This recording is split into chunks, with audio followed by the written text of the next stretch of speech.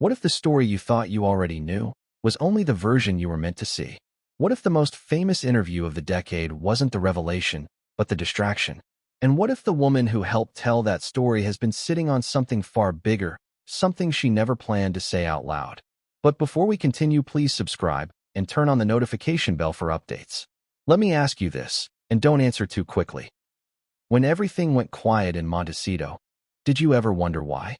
Because silence, especially in Hollywood, is rarely accidental. For years, the image was pristine. Sunlight spilling over manicured hedges. A sprawling California mansion whispered about in glossy magazines. A prince, a duchess, a fresh start. A modern fairy tale rebooted for the streaming age. But fairy tales have castles. They have keys. They have permanence. This one, some claim, did not. Here's the shocking question no one wanted to ask out loud. What if the mansion wasn't theirs at all? Not bought, not truly rented, but borrowed. And what if the borrowing didn't end politely? Because according to whispers that have grown louder with time, this wasn't just a quiet move. It was an exit, and not the kind you plan, the kind you're forced into. Now pause. Think back. How many times did you actually see them living there? Not staged photos, not carefully framed shots, not press-approved angles. Living. Neighbors wave at celebrities in Montecito. Gardeners talk. Dog walkers notice patterns. Security guards rotate shifts. People see things. Yet again and again, the same unsettling observations surfaced in hushed conversations. No one ever saw the kids. Not at the mailbox. Not on morning walks. Not at the local spots where even the most private stars eventually appear. At first, it sounded cruel, invasive, unfair, but then it kept coming up. And that's when the story stopped being gossip and started becoming a mystery. Now here's where everything changes. Because there was one person who had access to all of it.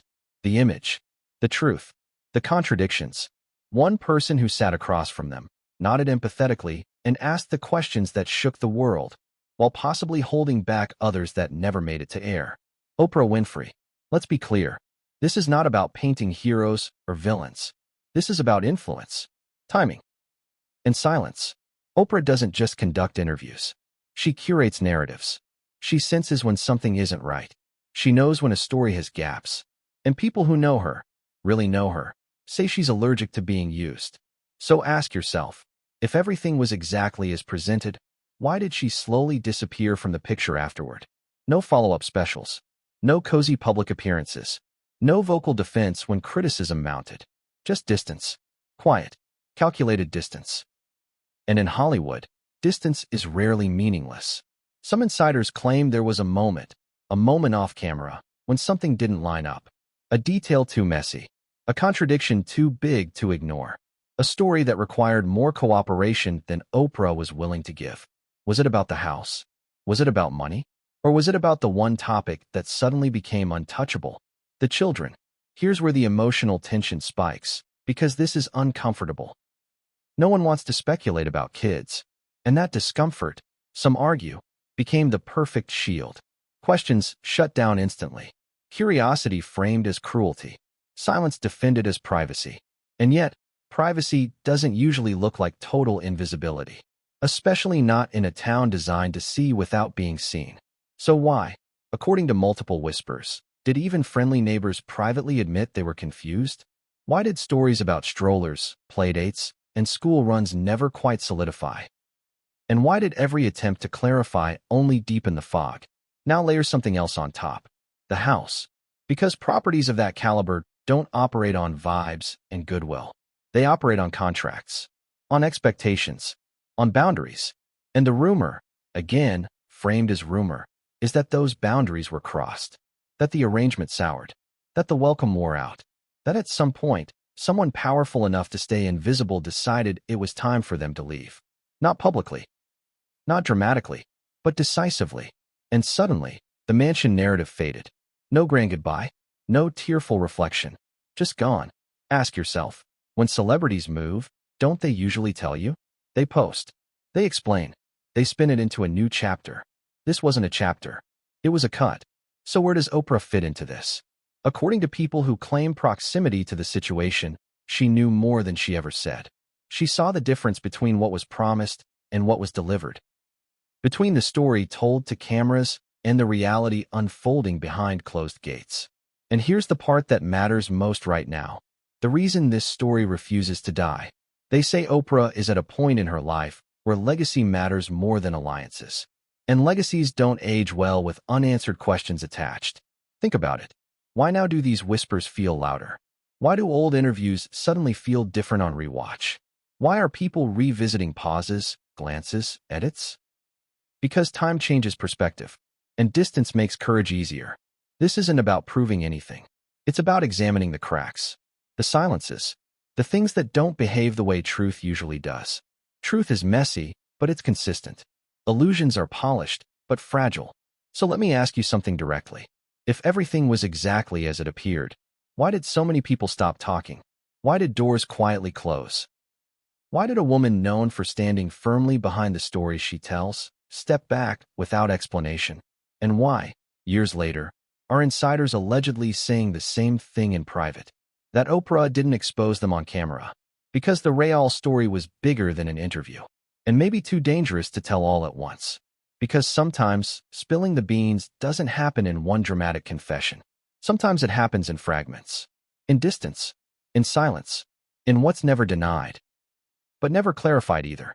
And according to one person who claims they were present for a private conversation, Oprah once leaned in, lowered her voice, and said a single sentence that still echoes. A sentence that connects the house, the exit, and the questions no one was allowed to ask. But before we get to that, before we unpack what that sentence allegedly was, we need to go back to the very beginning, back to the mansion itself. Because once you understand what that house really represented and who it may never have belonged to, everything else starts to fall into place. And what comes next would change how people see this entire story. The first thing people noticed wasn't what was inside the house. It was who held the keys. Because in Montecito, ownership isn't just a legal detail. It's a signal, a statement, a quiet declaration of permanence in a town built on transience. So when the headlines declared that Harry and Meghan had settled into their sprawling California estate, most people accepted it without question. Why wouldn't they?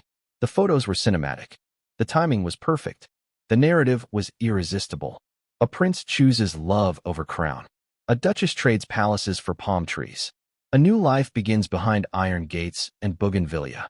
But here's the unsettling question that only surfaced later, whispered instead of printed. What if they never actually owned the place? What if the mansion was never meant to be permanent? Only provisional. Short, punchy truth. Hollywood borrows. It borrows jets. It borrows villas. It borrows lifestyles. Producers do it. Tech billionaires do it. A-list celebrities do it all the time. A favor here. A quiet arrangement there. A house that sits empty most of the year suddenly becomes the perfect backdrop for a new chapter. And that's where the Montecito mansion begins to look less like a home and more like a set. Because people who work around luxury properties will tell you something most fans never hear. When someone truly owns a home like that, the rhythm changes. Deliveries increase. Renovations begin. Local vendors get long-term contracts. Security systems are customized, not temporary. Yet according to whispers from those familiar with the area, the rhythms never quite settled. It was as if the house was waiting for someone else to come back. At first, no one questioned it. After all, privacy was the brand. Discretion was the shield. The couple had just escaped a global spotlight. Of course they'd want to keep things minimal. But minimal doesn't usually look like absence. And absence is exactly what some say they noticed. Here's where the story starts to wobble. Neighbors didn't describe a bustling household finding its footing. They described something quieter. Infrequent. Inconsistent. One week, security felt visible. The next, barely there. Cars came and went, but not with the regularity of a family settling in. And slowly, an uncomfortable idea took shape among those who paid attention. This didn't feel owned. It felt borrowed. Now pause for a moment and think about this from a psychological angle. If you were starting over, truly starting over, wouldn't you want roots? Wouldn't you want control? Wouldn't you want a space that was undeniably yours after walking away from royal property? Unless ownership wasn't an option.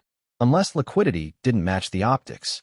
Unless the image came first and the logistics were worked out later. Again, this is where contradictions creep in. Publicly, the narrative suggested independence, financial freedom, breaking away on their own terms. Privately, some insiders claim the reality was far more fragile. Because luxury real estate at that level doesn't bend easily. Even borrowed homes come with expectations, time limits, conditions that are rarely discussed but always enforced. And when those conditions are tested, things change fast. Here's an analogy. Imagine borrowing a friend's mansion for a weekend, then a month, then 6 months. At first, it's generous, flattering even. You're trusted, welcomed. But over time, questions start to form. Who's paying what? How long is this arrangement supposed to last? And what exactly was promised? That's when generosity turns into tension. And tension, in Hollywood, rarely explodes. It freezes. Now consider another detail that quietly fueled speculation. If this was truly their forever home, why did it disappear from their story so abruptly? No renovation updates. No making it ours moments. No sentimental attachment expressed publicly. The house simply stopped being mentioned.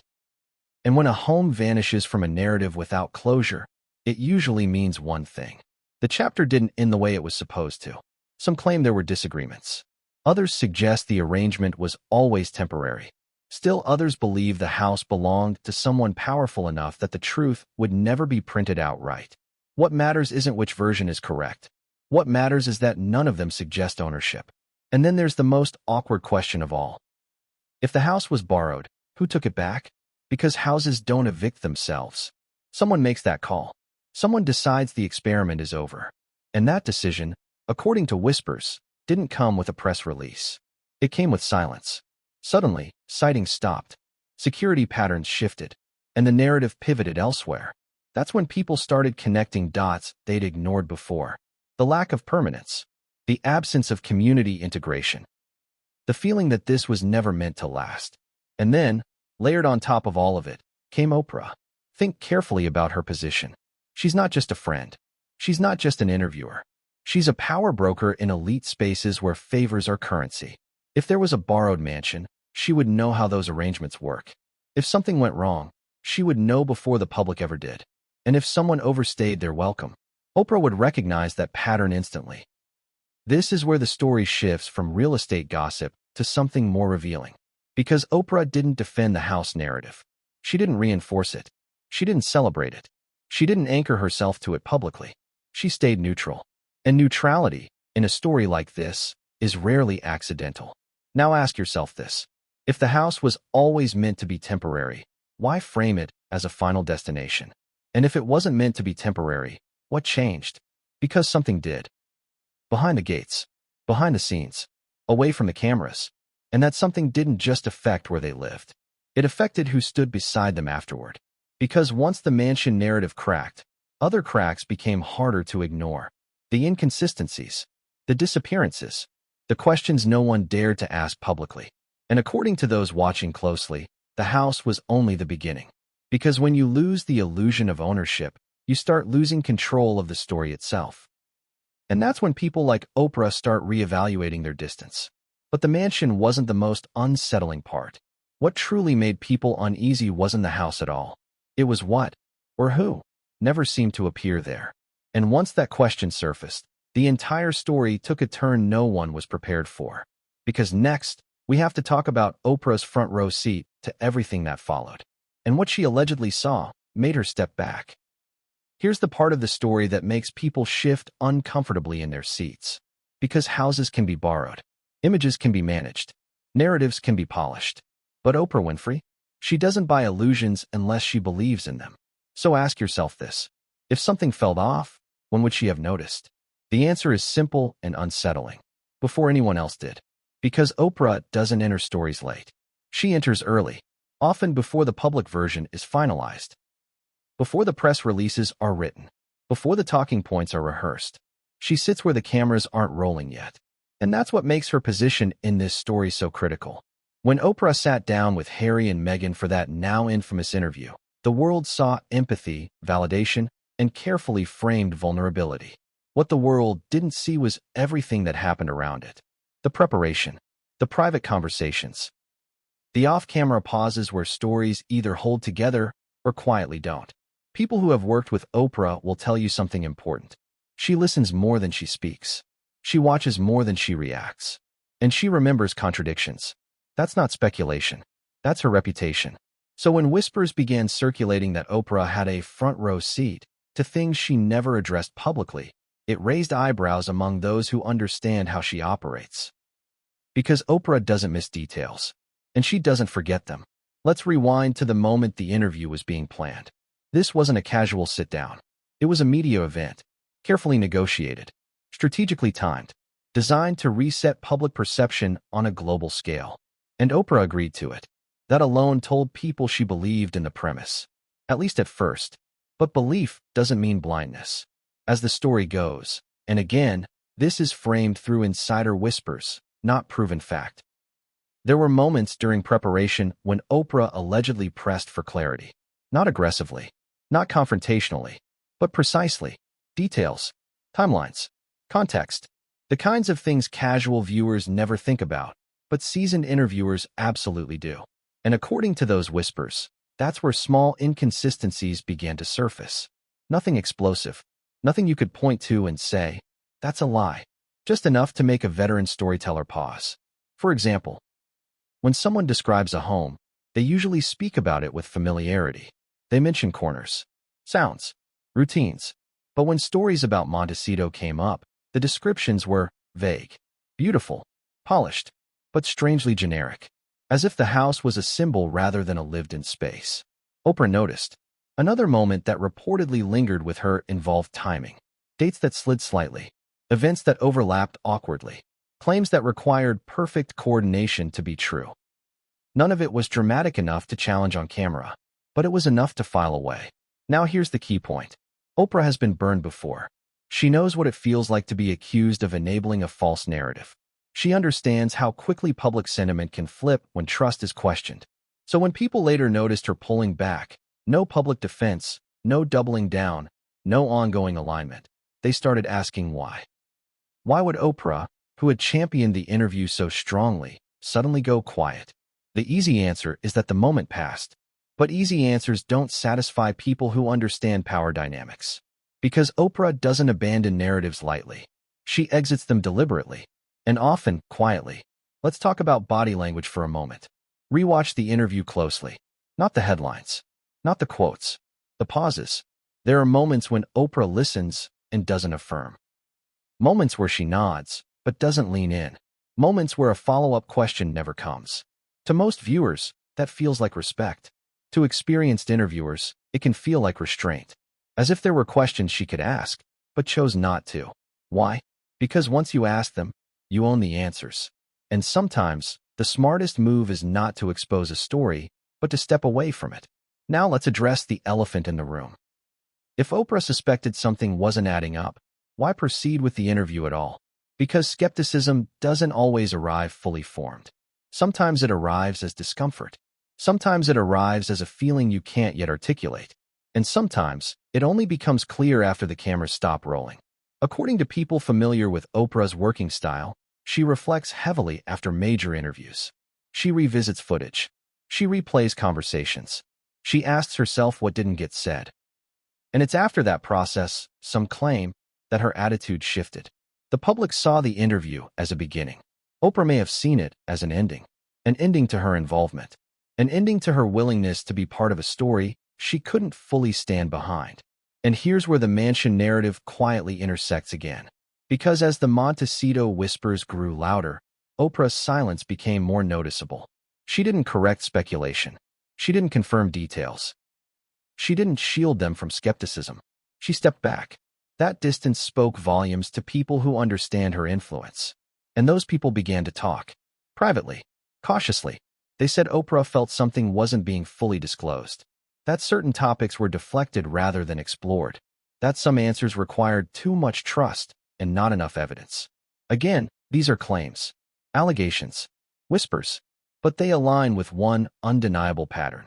Oprah did not continue the narrative. And when someone like Oprah disengages, it sends a message through elite circles. It says, proceed carefully. Now let's ask the uncomfortable question. Was Oprah protecting them or protecting herself? Because there's a difference. Protecting them would mean defending their story publicly. Protecting herself would mean avoiding deeper entanglement.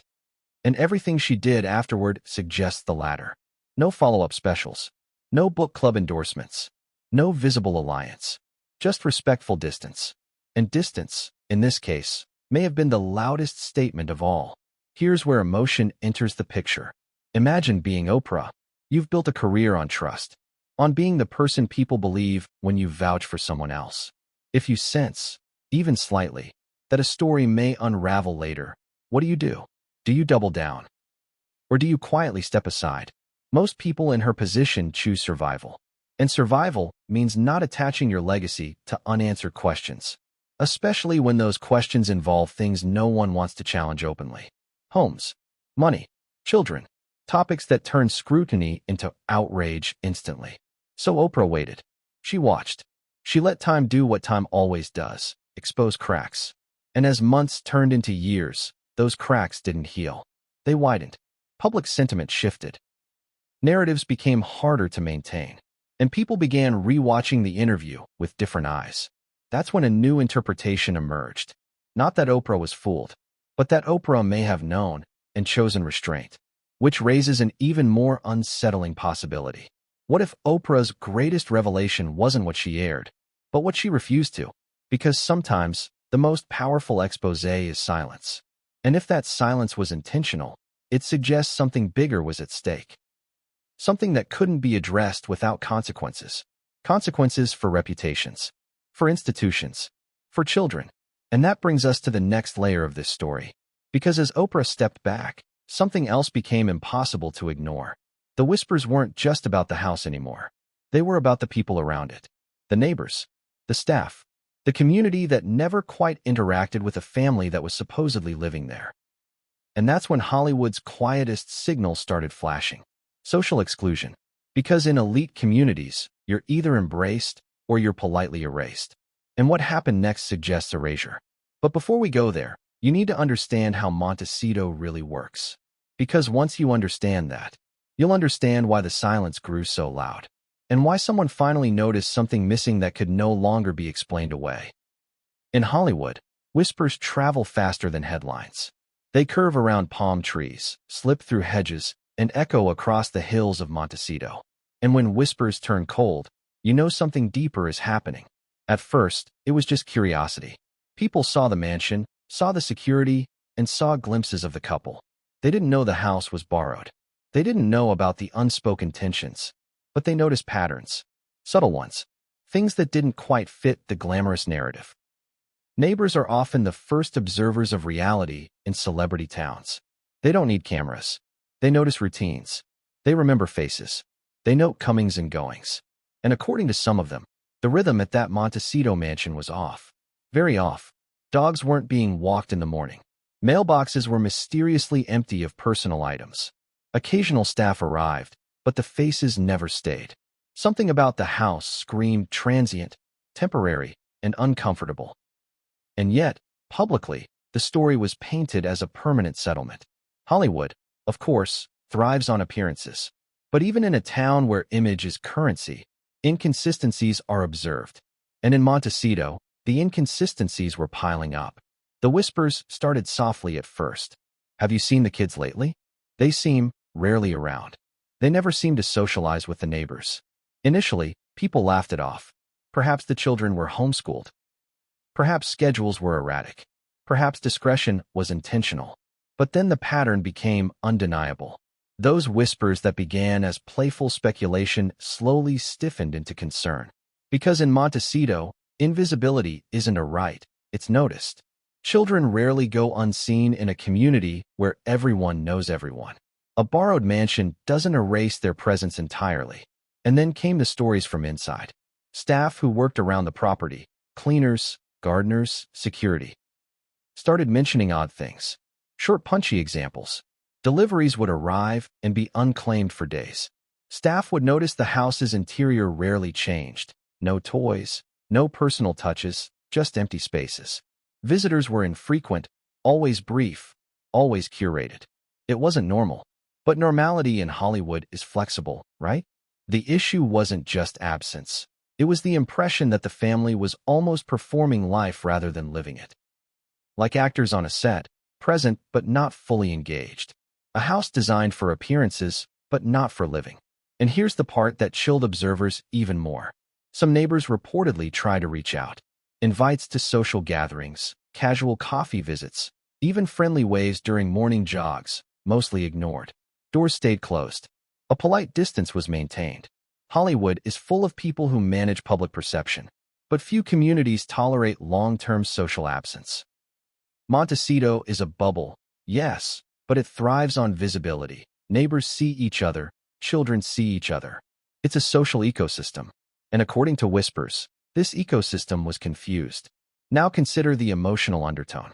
Loneliness, isolation, the very human need for connection quietly unmet. People began to feel uneasy.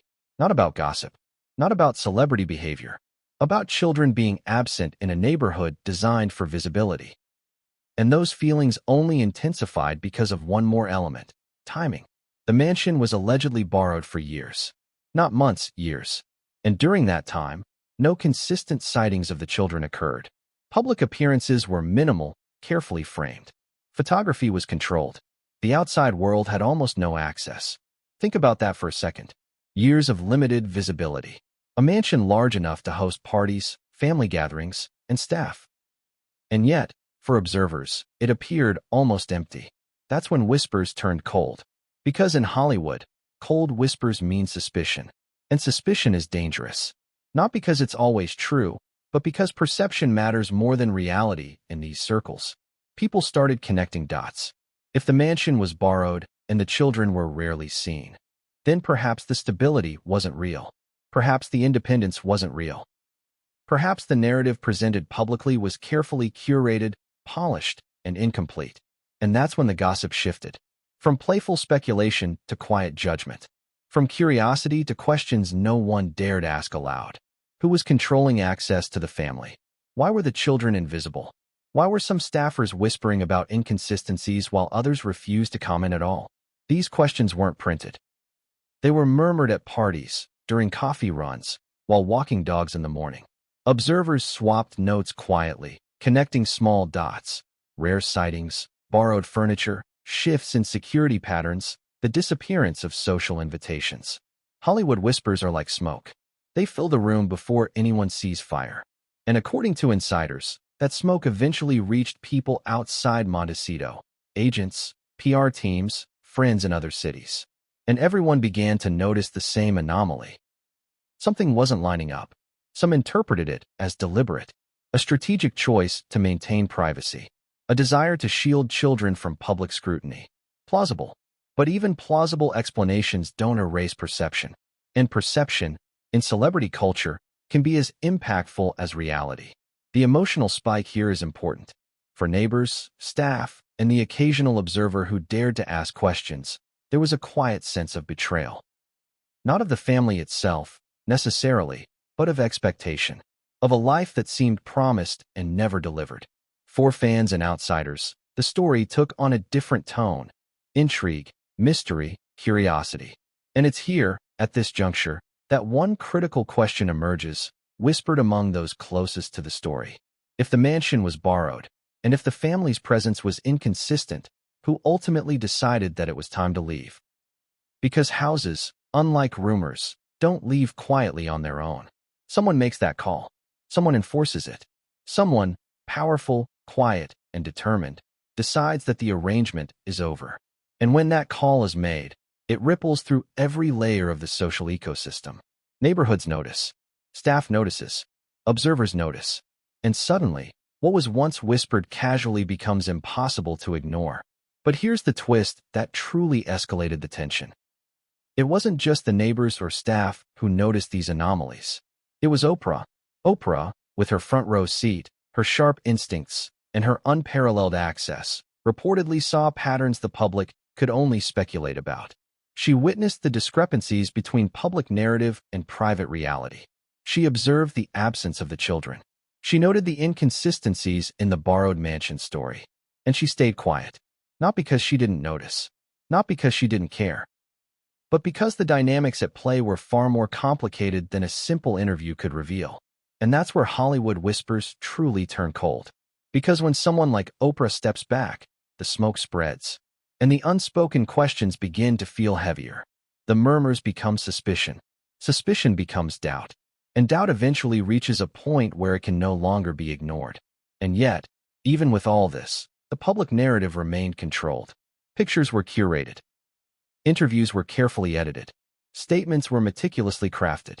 The house still existed. The children were still present somewhere.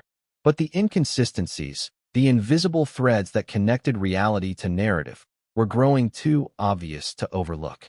And that brings us to the moment where whispers cross into confrontation. Because someone inside the orbit of the mansion finally asked the question no one had dared to ask. Where are the children? The room went silent. Staffers exchanged glances. Neighbors whispered hurriedly. And suddenly, the invisible became unavoidable. Hollywood whispers had turned cold. And what came next would escalate the story beyond curiosity, beyond speculation, into a space where perception, power, and protection collided in ways no one outside those gates could have predicted. Here's the moment where curiosity becomes discomfort. Because in Hollywood, some questions are safe, others are dangerous. And then there's the question no one wanted to ask at that Montecito mansion. Where are the children? It seems simple, innocent even, but ask it aloud in that context, and suddenly everything shifts. The air grows heavier. Conversations shorten. Glances linger. People who once nodded politely start to avoid eye contact. Why? Because this question touches on more than daily routines or school schedules. It touches on the heart of control, privacy, and, in this story, absence. At first, the question was whispered. A neighbor to a neighbor. A casual friend to a staffer. Nobody intended for it to reach the press. Nobody intended to spark scandal. It was curiosity, plain, human curiosity. But the reactions were telling. Staffers reportedly froze. They hesitated. Some laughed awkwardly, trying to diffuse tension. Others gave vague answers. Oh, they're around. They're busy. They have a private routine. Vague, evasive, unsatisfying. And the very act of evasion became more revealing than any direct answer could be. Because in any situation, especially one involving high-profile families, what isn't said often matters more than what is. Think about it. When a family lives publicly, even with privacy, glimpses are inevitable. Children leave footprints. Toys appear. Smiles at driveways, soccer practices, music lessons. Even curated appearances leave patterns. But here, there were no patterns, only gaps. And gaps in a narrative make observers uncomfortable. So curiosity transformed into suspicion. And suspicion is like a spark in dry grass. It spreads. Insiders recall one particular moment that escalated tension. A staffer, allegedly new, unaccustomed to the delicate choreography, asked the wrong question out loud. Do the kids even live here? The room reportedly went silent. Not a pause, but a full stop. Conversations halted. Tasks froze. It was the kind of silence that signals danger, a moment everyone remembers later. And then, according to whispers, someone senior, either a manager or a security lead, intervened quickly, steering the conversation away.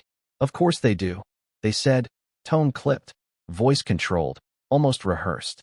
But the damage was done. Even that minor slip revealed how precarious the situation really was, how carefully it had been curated, how fragile the balance between public narrative and private reality had become. This is where emotional tension spikes. Imagine being in that house. Every move observed. Every word weighed. Every question avoided. The constant awareness that one misstep could unravel a meticulously constructed story. And yet, the world outside remained blissfully unaware. Fans saw a smiling couple, a glamorous estate, carefully framed family photos, stories of charity work, engagements with the community, appearances designed to normalize their presence. But inside, the narrative was under strain. And the question, the one no one wanted to ask, hung over every interaction like a storm cloud. It wasn't just curiosity that made this question dangerous. It was accountability. Because a borrowed mansion comes with expectations, obligations, invisible contracts of trust and respect. And if someone, anyone, perceives that those obligations are not being met, questions will arise. This is where you see the difference between ordinary secrecy and deliberate orchestration. Ordinary secrecy is private, protective, healthy.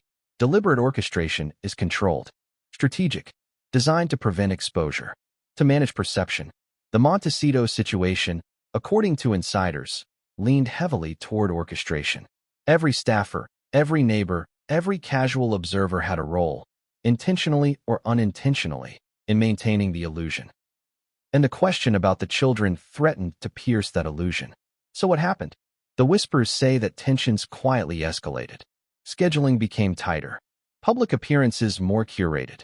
Staff received unspoken instructions. Avoid details, deflect inquiries, maintain distance. And distance, in this case, was not just physical. It was social, emotional, psychological. Even those who wanted to be helpful found themselves hesitant, afraid of saying the wrong thing, accused of leaking information, exposed to consequences they hadn't anticipated. The stakes were high, and the question remained dangerous. Now, here's a twist you might not have considered. The fear wasn't only about privacy. It was about control. Who controls the narrative controls perception. And perception, in celebrity culture, is everything. A question about the children threatened to shift control from the orchestrators of the story to the observers. Suddenly, people could see cracks, gaps, inconsistencies. And once cracks are visible, the illusion is fragile. At this point, according to insiders, even Oprah noticed. She saw the way questions were deflected. She saw the careful choreography around appearances. She saw the gaps that weren't being addressed. And she, famously decisive and strategic, chose silence. Not complicity, not ignorance. Silence. Because sometimes, in situations of immense complexity, saying less is safer than saying more. But silence can also speak louder than words. And here, silence spoke volumes. It spoke of absence, of tension, of unacknowledged truth. And it created another emotional spike for those who observed the situation from the outside. Because when the most obvious question cannot be answered, curiosity turns into obsession. Concern turns into speculation. And ordinary whispers turn cold. Insiders say that after this pivotal moment, the mansion's atmosphere shifted. Energy became taut. Movements became more calculated. Security measures tightened, not visibly, but in subtle ways only those close could perceive. And all the while, the public narrative remained untouched. Photographs, interviews, and social media appearances continued to project stability and warmth. This dual reality, calm on the surface, tension beneath, became the defining characteristic of the Montecito chapter. And it set the stage for the next series of events, the exit. Because when a borrowed mansion no longer works as a stage, the final act begins quietly, strategically, and sometimes painfully. But what came next would change everything, and no one saw it coming. They didn't announce it. They didn't post a farewell. They didn't stage a moving day Instagram moment. One day, according to whispers and quiet accounts, they were there. The next, the mansion had been reclaimed. Doors locked. Security shifted. Furniture gone. And suddenly, the chapter everyone thought they understood had closed. Not with a flourish, but with a quiet, almost imperceptible finality. Short, punchy truth. Houses don't evict themselves. Someone makes the call. Someone enforces the boundaries. Someone with authority decides that the time has come to end the arrangement. And that someone, insiders say, wasn't subtle. It wasn't a dramatic confrontation. No screaming, no threats, no viral social media videos. Hollywood doesn't always work that way. Some of the most significant moves happen quietly, deliberately, and away from public eyes, which makes it even more disorienting. To everyone outside the gates, the couple simply disappeared. Photos stopped appearing. Public sightings dwindled. Any mention of Montecito became infrequent. It was as if the estate had never been a stage at all. But for those inside the orbit, the staff, neighbors, and friends close enough to notice, the signs were clear. Keys were changed. Security protocols tightened. Staff received instructions to direct all inquiries elsewhere. Visitors, even those considered friendly, were politely turned away. The mansion was reclaimed. Not by rumor, not by force, but by decision. A decision that carried more weight than any public statement could convey. Now, pause for a moment and consider the psychology behind this. When someone is removed quietly from a borrowed home, it sends a subtle but unmistakable message. You are no longer in control. The stage is gone. The illusion has limits. And boundaries, previously implied or flexible, have become concrete. And here's where tension spikes emotionally. For a high-profile couple used to negotiating terms, controlling appearances, and managing perception, being removed quietly, without confrontation, without drama, can feel devastating. It's a psychological dislocation. A reminder that no matter the wealth, fame, or influence, external forces still have authority.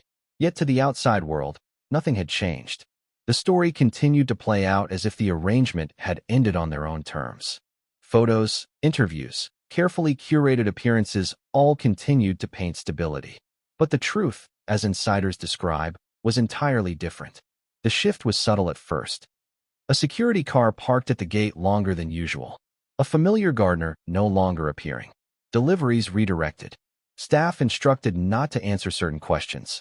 Even minor adjustments, a light left on, a side door locked, sent signals to those watching closely. And those watching closely noticed patterns. Not just that the family was leaving, but how they were leaving. The removal wasn't chaotic. It was methodical, deliberate, executed with precision, as if to erase not only presence, but history. Short, punchy analogy, imagine a chessboard. Every piece accounted for, every move intentional, and then, quietly, a set of pieces is lifted off the board without drawing attention. The game continues, but the dynamics are irreversibly changed. Insiders also claim that this exit triggered a ripple effect. Staffers who had grown comfortable began to question loyalties. Neighbors whispered about unusual patterns of absence. Friends noticed that phone calls and messages were increasingly filtered. Even publicists reportedly became cautious, avoiding questions about the mansion entirely. The emotional beat here is important. Removal isn't just about space. It's about authority, control, the unspoken hierarchy of influence. And when someone enforces a quiet eviction, it signals a profound shift in power. And then there's the financial angle. Borrowed mansions rarely come without strings attached. There are bills, maintenance, insurance, taxes, and staffing costs, some subtle, some explicit. When a homeowner decides the arrangement has become untenable, it's not only a social decision, it's financial. According to whispers, there may have been disputes over costs, timelines, or expectations. But because this was Hollywood, and because public appearances mattered more than disputes, everything was handled discreetly. Not in headlines, not in interviews, but behind closed gates, with people in the know quietly acknowledging the reality. Now add another layer, emotional consequences. Being quietly removed from a home you've called yours, even temporarily, carries subtle humiliation. You are reminded of boundaries you may have overstepped, of privileges that were conditional, of trust that may have eroded. And yet the public narrative was different. To the cameras, to the fans, to the global audience, it appeared as a serene transition. A family continuing their life on their own terms. Smooth, elegant, controlled. Behind the scenes, insiders claim, the tension was palpable.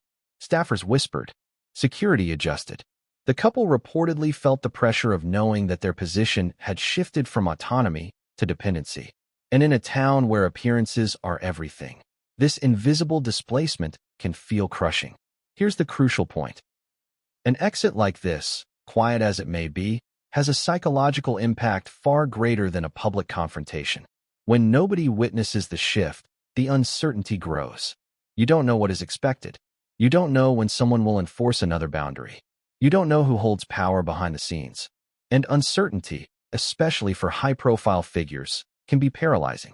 Insiders say that after the exit, the pattern of absence, of invisibility, became even more pronounced.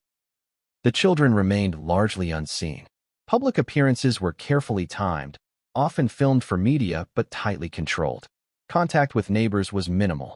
Even trusted staff reportedly limited interaction, creating an aura of isolation. Which raises the inevitable question. If they were removed quietly, how much of their public life was under their control? And how much was curated by unseen forces? The homeowners, security, advisors, or perhaps others entirely?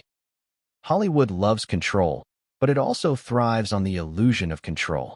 And in this story, that illusion was maintained meticulously. The public saw glamour. The private reality was far more constrained. And now, Consider Oprah's role in all this. As someone who had observed, questioned, and understood the dynamics, she reportedly noticed the subtle cues, the changed security patterns, the altered routines, the careful choreography of appearances. She saw the quiet exit, and she understood what it signified. Which brings us to the pivotal twist. Some insiders claim that Oprah didn't intervene publicly, not because she disapproved, but because the situation was complex, delicate, and potentially explosive. Her silence, observers say, became a statement in itself. Because when someone of her influence steps back, it amplifies the signals for everyone watching. The house was reclaimed. The illusion of permanence dissolved. And the narrative, so carefully constructed for years, was now punctuated by absence, gaps, and questions that could no longer be ignored. And that sets the stage for the next revelation. The interview that seemed to reveal everything, but may have hidden more than it exposed. But what came next would challenge everything people thought they knew about the family, the mansion, and the carefully curated story. The world saw it as a confessional, a revelation, a dramatic, global interview where the truth, finally, was spoken aloud. Oprah Winfrey sat across from Harry and Meghan, cameras rolling, millions watching, and people believed they were hearing everything. But here's the twist nobody expected. The interview didn't reveal the whole story. Far from it. Because every camera has a frame. Every narrative has an edge. And what you see is only what someone decided you should see. Let's break it down. At first glance, the interview was perfect. Emotional highs, vulnerabilities exposed, raw honesty about life in the royal spotlight. Pain, joy, frustration, love, it was all there. Or at least, it appeared to be. The world interpreted the confessions as courage, as defiance, as truth. Headlines called it the interview that shook the monarchy. Social media erupted. People applauded. People criticized. People debated every word. But for insiders, the questions that never came were more telling than the answers that did. Think about it. A conversation like this is meticulously planned. Pre-interviews, question prep, rehearsals, storylines outlined. And yet, some topics that were critical, according to whispers, were deliberately avoided or skimmed over. The house, for example, barely came up. The mansion that had been borrowed for years, the subtle tensions with neighbors, the quiet exit, all but invisible. Only passing mentions, vague references, easily brushed aside. The children were similarly shadowed. Questions about routines, schooling, public appearances, carefully navigated. Answers were brief, controlled, and vague. Any probe that could expose inconsistencies was deflected. And that's the point. The interview created a carefully curated narrative, one that delivered enough shock to satisfy the audience, but not enough to pierce the underlying reality. Oprah, famously precise and aware, noticed. She is known for reading between the lines, watching pauses, noticing body language, tracking inconsistencies. And insiders suggest that during the interview, there were moments she chose not to pursue. Questions she might have asked were held back. Why? Because some truths, in that moment, were too complex, too delicate, too potentially explosive to handle publicly. Consider the stakes: a borrowed mansion, children largely absent from view, staff and neighbors withholding details, a global audience demanding clarity.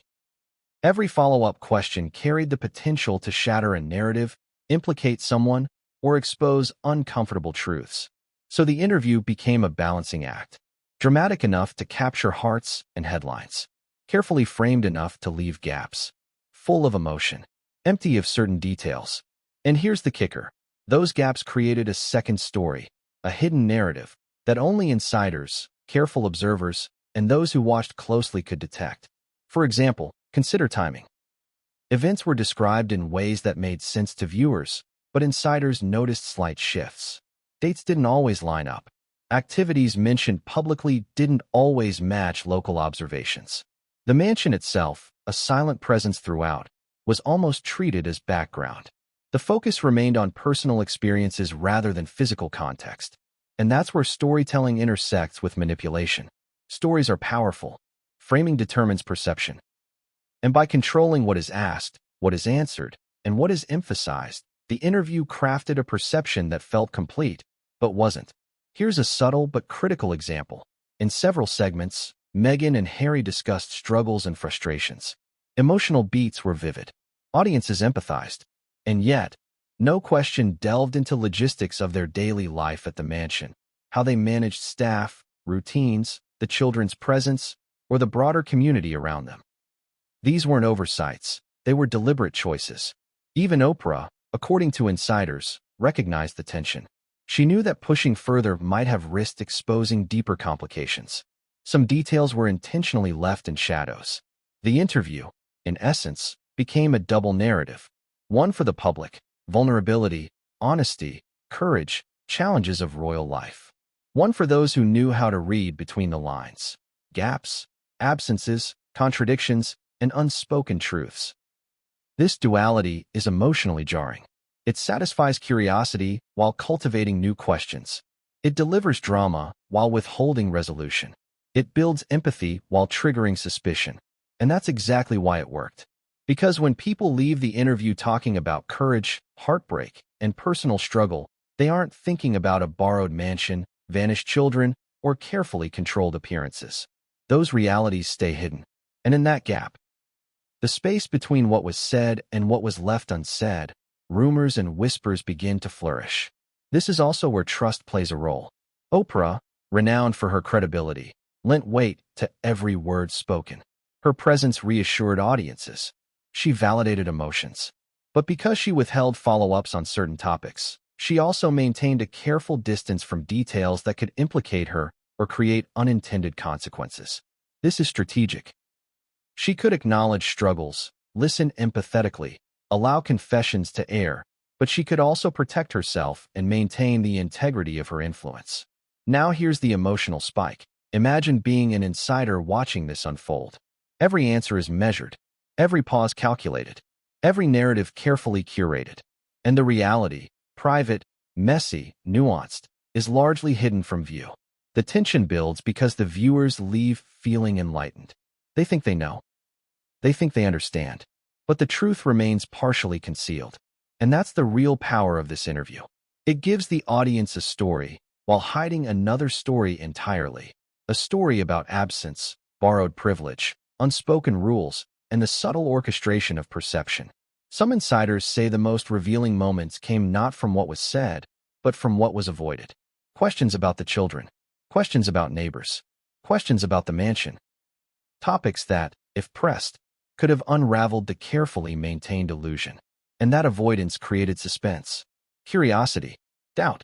The perfect conditions for whispers to grow colder, for rumors to spread, and for observers to start piecing together a second narrative, a story of controlled visibility and subtle displacement.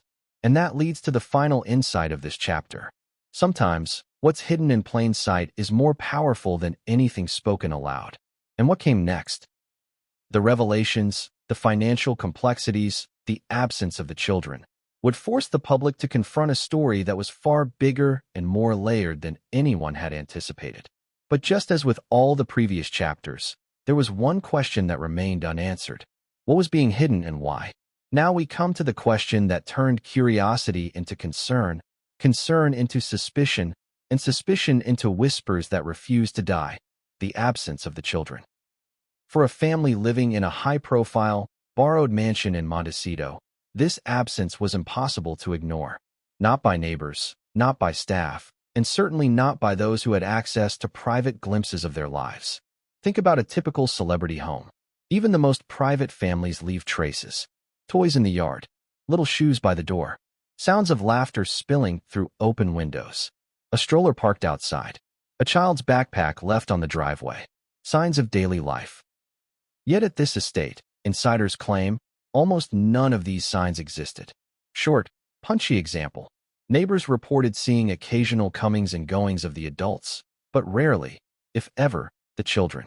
Mail arrived and left without evidence of a family routine.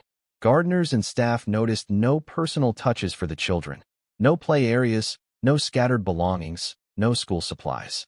Even visits were carefully timed, fleeting, and controlled. To the outside world, the home appeared calm, serene, and perfect. But calm doesn't always mean normal. Now, imagine the psychology of this absence. For those inside, the absence created tension. Questions hung in the air. Staffers whispered to each other.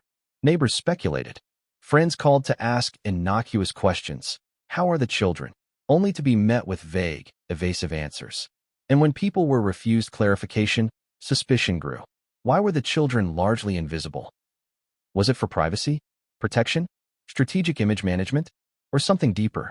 No one can answer that publicly. But insiders suggest the absence wasn't merely incidental. It was deliberate, managed, orchestrated, a pattern designed to maintain control over perception. Here's where emotional stakes rise. For a family, being unseen can feel isolating. For observers, invisibility triggers alarm. The more people notice absence, the more attention is drawn to it.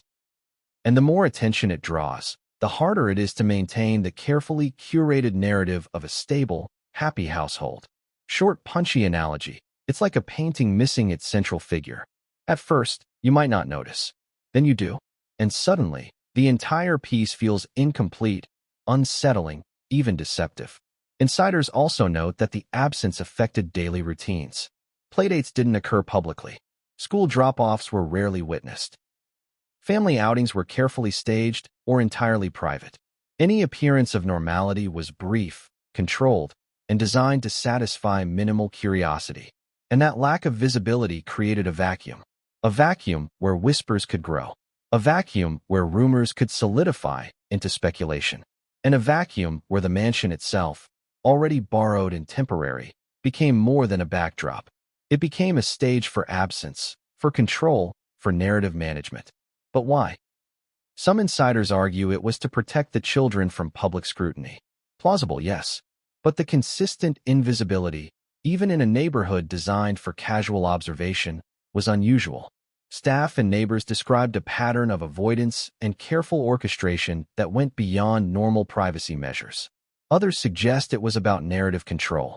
By limiting exposure, the couple maintained their image on their own terms. Cameras and public attention could be carefully filtered. Questions could be anticipated and deflected. The story, in other words, could be curated without interference. And yet, that curation came at a cost. The absence fueled curiosity. It fueled whispers. It fueled tension among neighbors and staff who could sense the inconsistencies but had no avenue to clarify. And it created a psychological burden for those managing the household. Here's the key point. Absence is noticed, especially in a community like Montecito. This is where emotional beats spike. The children's invisibility wasn't just a logistical choice. It had social and psychological consequences. Staff worried about appearances. Neighbors felt unease. Observers questioned reality versus image. And the tension slowly became palpable. Even insiders who were loyal to the family reportedly found themselves hesitating before asking routine questions. A question about the children was no longer innocent. It was loaded. And answers, when offered, were vague, guarded, and strategically framed. Then comes the crucial layer, media and public perception. Public appearances, photos, and carefully managed interviews reinforced the idea of normalcy. Yet, for those observing from within or near the community, nothing matched the polished story. There was a discrepancy between what was projected and what was observable in reality. And as always, Oprah noticed. She had front-row access to the narrative, both in person and behind the scenes. She witnessed the children's absence and the careful choreography that maintained it. And she chose, reportedly, not to confront it on camera. Silence, in this case, became a powerful tool. Because calling attention to the absence publicly could have ignited controversy, disrupted relationships, and complicated legal or social boundaries. Instead, the silence allowed the story to unfold quietly, while insiders and observers began piecing together the hidden reality. And that hidden reality begins to hint at something larger. A power dynamic, a carefully managed image, and a family navigating not only private challenges, but also external forces controlling perception. The absence of the children wasn't simply logistical. It was emblematic. It reflected the tension between private reality and public narrative. Between the borrowed mansion and the illusion of permanence. Between personal freedom and external control. And that's where the story becomes impossible to ignore. Because once the absence is noticed, it amplifies every other anomaly. The quiet exit, the borrowed house, the evasive explanations, and the selective narrative in interviews. The narrative begins to feel incomplete. The world senses gaps, and curiosity, once playful, turns into pressing questions. And here's the cliffhanger for this chapter. If the children's absence was deliberate, who decided it? Who orchestrated it? And what role did the adults, the staff, and even Oprah play in maintaining it? The answer isn't simple, but it leads directly to the next revelation, one that combines finance, logistics, and the subtle art of influence in a way that few could have anticipated.